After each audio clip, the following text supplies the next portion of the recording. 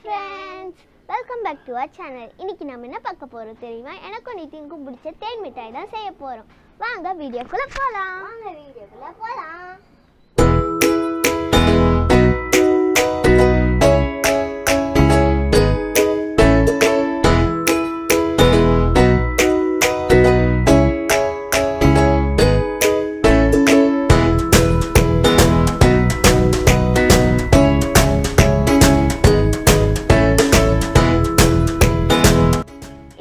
தேன் மிட்டாய் செய்யறதுக்கு நான் 1 கப் அரிசியும் அதுக்கப்புறமா 1/4 கப் உளுந்து நான் வந்து 4 மணி நேரம் ஊற வச்சு இப்போ அரைச்சி எடுத்து வச்சிருக்கேன். இதோ பாருங்க. அக்கா என்ன நிதின், நான் ஒரு பாட்டு பாடுதா? சரி நிதின் பாடு. மிட்டாய் மிட்டாய் மிட்டாய் எங்க அக்கா சுத்த மிட்டாய், எனக்கு பிடித்த மிட்டாய், அதுக்கு என்ன மிட்டாய் தெரியுமா? அதான் எனக்கு பிடிச்ச தேன் மிட்டாய்ப்பா. சூப்பரா இருந்தது நிதின் பாட்டு. Thank you. இப்போ நான் வந்து இந்த மாவுல ஒரு சிட்டிகை பேக்கிங் சோடாவும் அதுக்கப்புறமா கேசரி கலரும் ஆட் பண்ண போறேன்.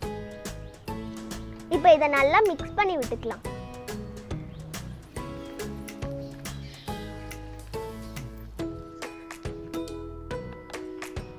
இப்போ நான் வந்து சக்கரை பாகு செய்யறதுக்கு நான் வந்து 1 கப் தண்ணி சேர்த்துக்கிறேன்.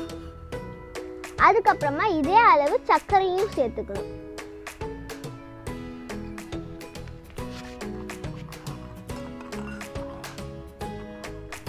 இப்போ சக்கரை பாகு வந்து கம்பி படத்துக்கு ரெடி ஆயிடுச்சு.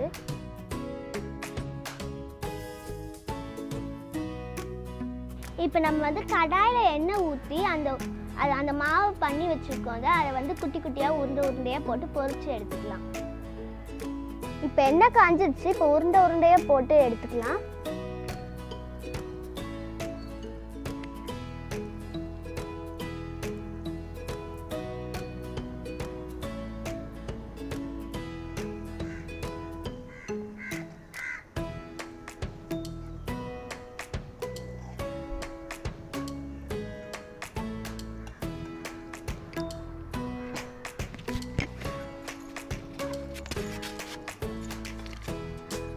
இப்போ இது பொரிஞ்சிருச்சு. இதெல்லாம் எடுத்து ஜீரால போட்டுடலாம். நீங்கள் சூடுலேயே போட்டிங்கன்னா தான் அது வந்து நல்லா உறிஞ்சிக்கும் எல்லாம்.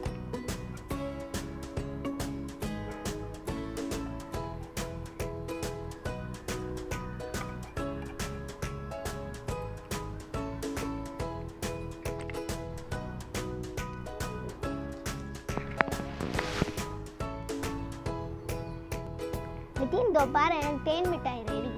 நான் டேஸ்ட் பண்ணி பார்க்கட்டா? சரி நிதின்.